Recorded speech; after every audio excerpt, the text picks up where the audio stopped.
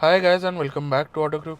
आज आपके लिए एक और डिटेल्ड ड्राइव एक्सपीरियंस लेके आ गया हूँ एक नई गाड़ी का, जो कि है मारुति सुजुकी की सिलेरियो अपने AGS या AMT ट्रांसमिशन के साथ। दोस्तों, पिछले 5 दिनों से मैं इसे चला रहा हूँ और लगभग 500 किलोमीटर ही मैंने इसे चला लिया है। तो आज के इस वीडियो में आपको बताते हैं क्या है इस गाड़ी का एस्पेक्ट, ड्राइविंग से रिलेटेड क्या कमियाँ रखी गई हैं गाड़ी के अंदर, क्या खास बातें हैं और किस केसेस में आपको ये गाड़ी कंसिडर करनी चाहिए परचेज़ करने के लिए। तो चलिए दोस्तों, स्टार्ट करते हैं इस ड्राइव रिव्यू को और आपको बताते हैं इस सिलेरियो की सभी डिटेल्स। चलिए दोस्तों, अब स्टार्ट करते हैं इस ड्राइव रिव्यू को अपने टिपिकल वे में और आपको बताते हैं सभी चीज़ें जो आपको जाननी ज़रूरी है इस मारुति सुजुकी की सिलेरियो के बारे में, जो top end variant ZXi plus में आज चला रहा हूँ। तो दोस्तों, सबसे पहले बात करते हैं अर्गोनॉमिक्स की। तो अर्गोनॉमिक्स आपको थोड़े से ऑफ ज़रूर फील होंगे इनिशियली जब मैं आपको बताऊँगा, बट प्रैक्टिकली मारुति ने यहाँ पे काफ़ी अच्छा काम करा है। कैसे, ये आपको बता देता हूँ। तो यहाँ डोर पैनल पे आप देखेंगे तो यहाँ पे कुछ भी नहीं है और इससे मेरे लेग्स वगैरह को काफ़ी अच्छी जगह मिल रही है एक छोटी गाड़ी के अंदर भी। और दोस्तों, ये पोजीशन जो सेंटर में इनकी दी गई है पावर विंडो कंट्रोल्स की, ये आपको थोड़ी सी और ज़रूर लगेगी, थोड़े दिन परेशान ज़रूर करेगी, बट आप डेली लाइफ में जब एक गाड़ी को यूज़ करेंगे तो आप इन चीज़ों के साथ अडेप्ट हो जाएंगे। बाकी यहाँ पे स्टेयरिंग माउंटेड कंट्रोल्स तो दिए गए हैं, बट कोई फिजिकल कंट्रोल्स नहीं है। दिए जाते तो अच्छा रहता। फिजिकल कंट्रोल्स टच बेस्ड है। नॉब सिस्टम वाली वॉल्यूम वगैरह अगर एडजस्टमेंट दी जाती है तो ज़्यादा बेहतर रहता। नीचे AC के कंट्रोल्स यहाँ पे दिए गए, उसके नीचे 12 वोल्ट सॉकेट और USB सॉकेट प्रोवाइड करा दिया गया है। साथ ही बात करते हैं MID की। तो MID एडजस्टमेंट के लिए नीडल दे दी गई है और यहाँ पे राइट साइड में आपको ORVM एडजस्टमेंट, ऑटो ऑफ या आइडल स्टार्ट स्टॉप जैसे बोला जाता है, और स्टार्ट स्टॉप बटन दे दिया गया है। तो ओवरऑल अर्गोनॉमिक्स की अगर बात करी जाए तो यहाँ पे इशू हो सकता है आपको इनिशियली 15 दिन, 20 दिन, 25 दिन लगे, बट 1 महीने बाद आप इस चीज़ के साथ अडेप्ट हो जाएंगे। और अगर आप मेरी तरह थोड़ी सी हेल्दी बिल्ड के साथ आते हैं तो आपको एक अच्छा लेग रूम, अच्छी विड्थ देखने को मिलेगी इस गाड़ी के अंदर। अब बात करते हैं विजिबिलिटी की। तो दोस्तों, आपको दिख रहा होगा ब्राउन कलर की ये कार है और बोनट इस गाड़ी के अंदर विजिबल है। प्लस दोस्तों, इस टाइम सीट मैंने मैक्सिमम हाइट पे नहीं करी हुई है।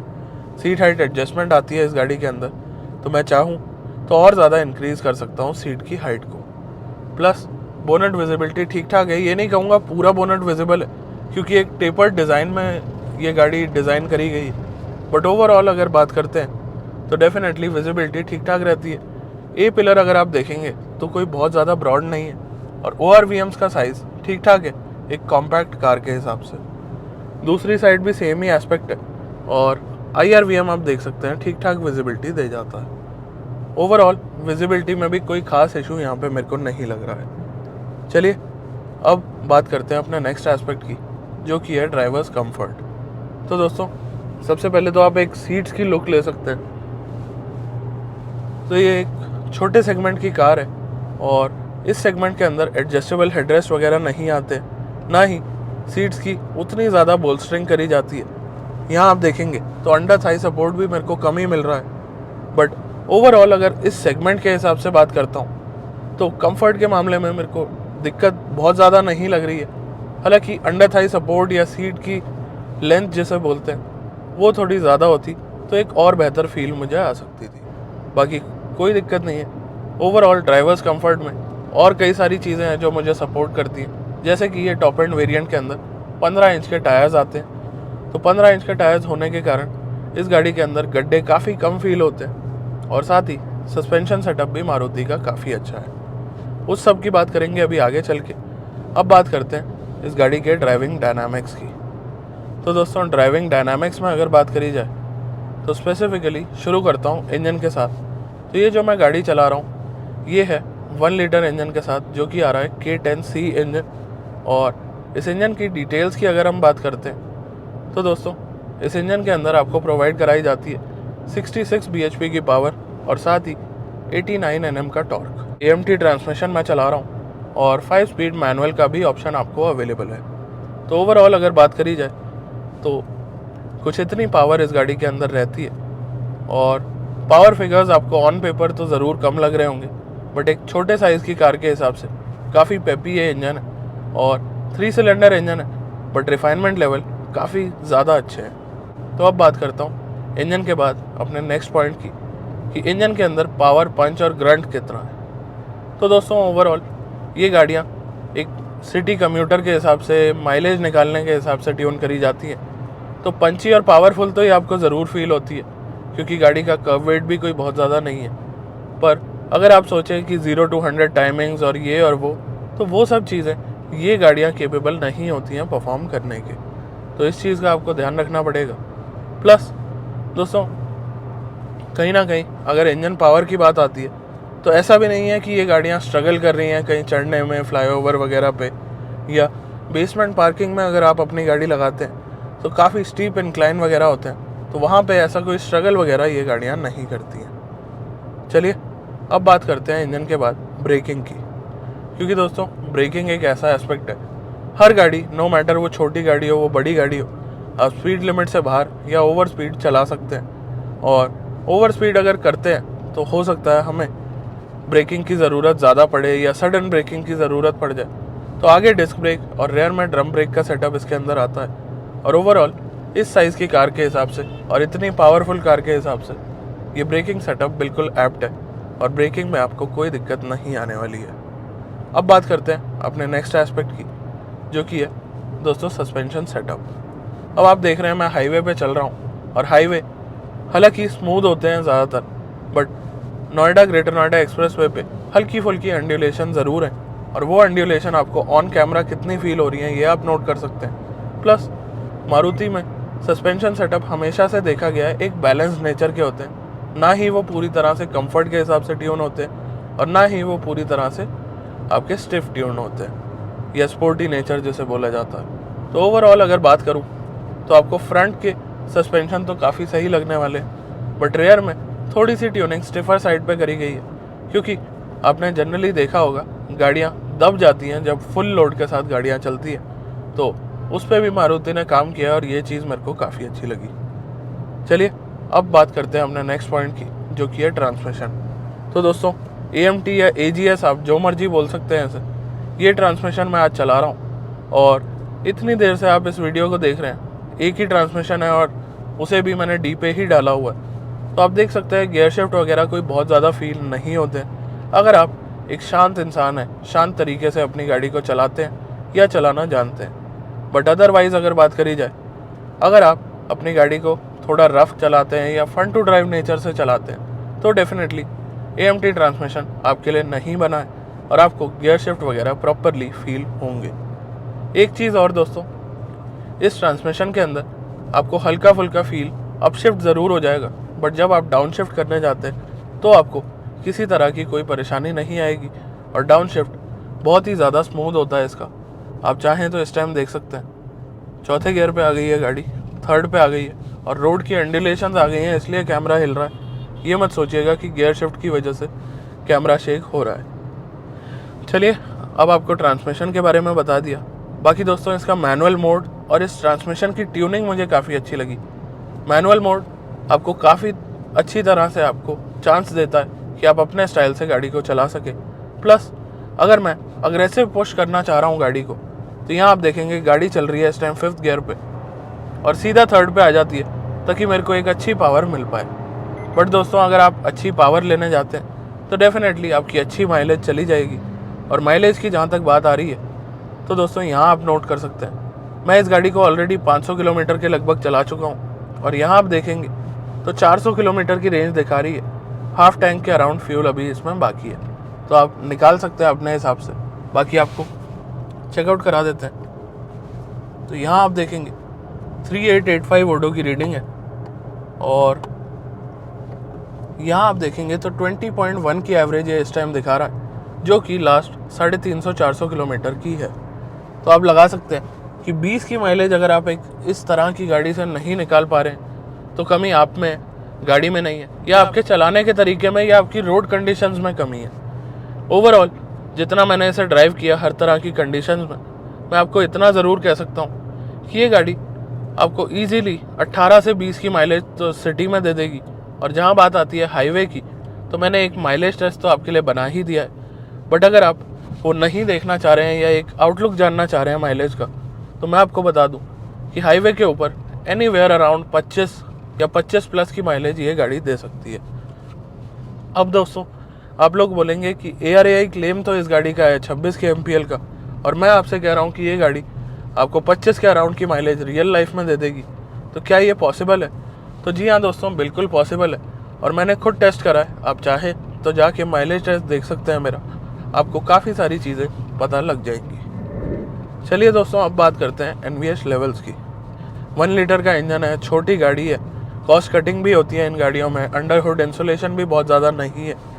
तो ओवरऑल उस हिसाब से अगर आपको बताऊं तो दोस्तों, जब गाड़ी स्टार्ट होगी तो आपको हल्का फुल्का फील होता है कि इंजन छोटा भी है और 3 सिलेंडर भी है। बाकी जब आप ड्राइव करने लग जाते हैं और गियर शिफ्ट वगैरह होते हैं तब उतना ज़्यादा फील नहीं होता है। हाँ, अगर आप रेड लाइट वगैरह पे रुकेंगे या कहीं आप हॉल्ट पे लेंगे गाड़ी को, तो आपको हल्की फुल्की वाइब्रेशन ज़रूर फील हो जाएगी।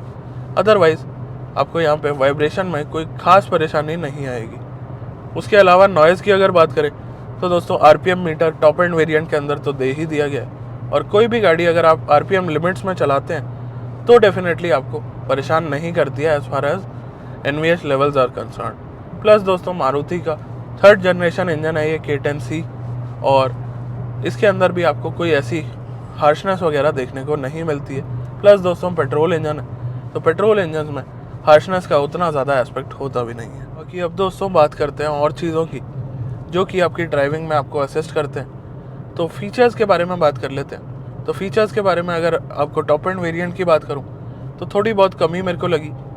यहाँ पे कैमरा ज़रूर दिया जाना चाहिए था। मैं क्रूज़ कंट्रोल यहाँ पे एक्सपेक्ट नहीं कर रहा हूँ, मैं ड्राइवर सेंटर आर्मरेस्ट भी यहाँ पे एक्सपेक्ट नहीं कर रहा हूँ। बट दोस्तों, कहीं ना कहीं रिवर्स कैमरा डेफिनेटली एक अगर न्यू ड्राइवर या फर्स्ट टाइम ड्राइवर गाड़ी लेता है तो उसे उस चीज़ का यूज़ आएगा। और जब यहाँ पे स्टार्ट स्टॉप बटन जैसी चीज़ दी जा रही है तो मेरे हिसाब से भले ही प्राइस 5-10 हज़ार बढ़ा दिया जाता है इस गाड़ी का, बट यहाँ पे कैमरा ज़रूर प्रोवाइड कराया जाना चाहिए था। उसके अलावा एंड्रॉयड ऑटो, एप्पल कारप्ले यहाँ पे दिया गया। 7 इंच का टच स्क्रीन सिस्टम है, 4 पावर विंडोज़ आपको देखने को मिल रही हैं, AC है, पावर सॉकेट्स हैं, और MID के अंदर आपको इन्फॉर्मेशन काफ़ी सारी और काफ़ी अच्छी मिल जाती है। प्लस स्टार्ट स्टॉप बटन और आइडल स्टार्ट स्टॉप का फंक्शन यहाँ पे दे दिया गया है। तो ओवरऑल आप देखेंगे तो यहाँ पे आपको ORVMs ऑटो फोल्डिंग के साथ मिलते हैं, प्लस आपको इलेक्ट्रॉनिक एडजस्टमेंट के साथ मिलते हैं। तो यहाँ पे एज सच कोई खास कमी नहीं लगेगी आपको अगर इस गाड़ी की पर्टिकुलरली बात करते हैं। और ओवरऑल अगर कंक्लूड करने जाऊँ तो मेरे हिसाब से फीचर लोडिंग में कोई खास कटौती आपको नहीं लगेगी अगर सेगमेंट के हिसाब से देखते हैं। बस एक कैमरा ज़रूर यहाँ पे दे दिया जाना चाहिए था। उसके अलावा बात करते हैं तो दोस्तों, गाड़ी का डिज़ाइन थोड़ा टॉल बॉय टाइप है, और इसे कंपेयर भी वैगन आर से काफ़ी ज़्यादा किया जाता है। और वैगन आर में हाई स्पीड स्टेबिलिटी का एक इशू हमें हमेशा से सुनने को मिला, और हाई स्पीड टर्न्स में वैगन आर के पलटने वगैरह के भी किस्से सुनाई दिए। तो इस गाड़ी के अंदर क्या एस्पेक्ट है वो आपको बता देता हूँ। तो दोस्तों, सबसे पहले आपको बताऊँ तो ये उतनी ज़्यादा टॉल नहीं है, प्लस एजी डिज़ाइन नहीं है, थोड़ा कर्वी डिज़ाइन रखा गया है इस गाड़ी का। तो उस हिसाब से इसके अंदर हाई स्पीड स्टेबिलिटी 80 की स्पीड तक तो सही रहती है। उसके बाद आपको फील होने लग जाता है कि हाँ, आपकी गाड़ी थोड़ी सी हल्की है। और उसके अलावा भी अगर मैं बात करता हूँ तो ऐसी कोई बड़ी दिक्कत नहीं आने वाली है, और बहुत ज़्यादा हाई स्पीड पे इन तरह की कम्यूटर या सिटी कार्स को चलाना भी नहीं चाहिए। उसके अलावा अगर बात करते हैं तो दोस्तों, ग्राउंड क्लियरेंस 170 mm की है, और ओवरऑल डायमेंशंस भी गाड़ी की काफ़ी ज़्यादा अच्छी हैं। तो उसके हिसाब से अगर बात करूं तो मेरे को नहीं लगता कि आपको कोई दिक्कत आने वाली है। और अब बात करते हैं तो दोस्तों, एक कमी दिखाता हूं अभी आपको आगे चल के। दोस्तों, ऐसा नहीं है कि गाड़ी के अंदर कोई बहुत ज़्यादा बॉडी रोल है या फिर आपको हाई स्पीड में गाड़ी स्टेबल नहीं लगेगी। बट दोस्तों, आप जानते हैं मारुति की बिल्ड क्वालिटी कोई बहुत ज़्यादा अच्छी नहीं होती है, और सेफ्टी के हिसाब से भी ये गाड़ियाँ बहुत ज़्यादा हाई स्पीड में नहीं यूज़ करी जानी चाहिए। तो उस हिसाब से अगर मैं बात करता हूँ तो इस गाड़ी के अंदर आपको सभी चीज़ें दी तो जा रही हैं, भले ही वो फीचर्स हो, माइलेज हो, कंफर्ट हो, बट 80 की स्पीड से ऊपर आप इन गाड़ियों को ना ही यूज़ करें तो एक बेहतर एस्पेक्ट रहेगा। उसके अलावा दोस्तों, अगर आपको बताऊं तो ओवरऑल पिछले 4-5 दिनों की ड्राइव की अगर बात करते हैं तो ये केबिन वगैरह जो है सभी हार्ड प्लास्टिक्स हैं, कहीं ना कहीं कॉस्ट कटिंग का एक मेजर भी है। तो ये सभी चीज़ें आपको एक्चुअल में रियल लाइफ में उतना ज़्यादा परेशान नहीं करेंगी जितना हमें लगता है कि यार लो क्वालिटी कार यहाँ पे आप देख रहे हैं। अब दोस्तों एक कमी ये आप देखेंगे तो स्टीयरिंग के अंदर सेंटर रिटर्न यहाँ पे नहीं मिल रहा है। ये आप देख सकते हैं मैंने स्टीयरिंग छोड़ दिया और पूरी तरह से आपके सामने यहाँ पे सेंटर रिटर्न वाली एक थोड़ा सा इशू ज़रूर है। अब आपने देखा मैंने गाड़ी को ले लिया हॉल्ट पे और आइडल स्टार्ट स्टॉप अपना काम करने लग जाता है बिल्कुल हैंड टू हैंड। तो यहाँ आप नोट कर सकते हैं, ये देखिए अब इसने थोड़ा सा काम करा बट पूरी तरह से ये अपना काम नहीं कर रहा है। अभी भी आप देखेंगे तो गाड़ी राइट जा रही है। तो ये छोटी छोटी चीज़ें हैं जो थोड़ा सा एक्सपीरियंस को ख़राब कर सकती है। तो इन चीज़ों का हमें ध्यान देना चाहिए, हमें नहीं बल्कि मारुति को ध्यान देना चाहिए। बाकी ओवरऑल दोस्तों मेरे हिसाब से आज की वीडियो में आपको काफ़ी सारी इन्फॉर्मेशन मैंने दे दी है सिलेरियो पेट्रोल AMT के बारे में। कभी मैनुअल चलाएंगे तो उसकी बात अलग से कर लेंगे किसी और वीडियो में। और ओवरऑल अगर आपको बताऊं तो दोस्तों एक सस्ते प्राइस ब्रैकेट में अगर आप एक ऑटोमेटिक कार देख रहे हैं तो आपके पास बहुत ज़्यादा ऑप्शन नहीं है। ले दे के आपको मारुति ही चुननी पड़ती है क्योंकि बाकी राइवल्स के जो ऑप्शंस थे वो अब या तो अवेलेबल नहीं है या डिसकंटिन्यू हो गए हैं या कुछ लोगों को घर में मारुति ही लेनी होती है। तो उस हिसाब से अगर आपको बोलूँ दोस्तों ऑल्टो या फिर आपकी वैगनार या सिलेरियो, तो ऑल्टो हर कोई नाम या उसकी ब्रांड वैल्यू के हिसाब से कंसिडर नहीं करना चाहता।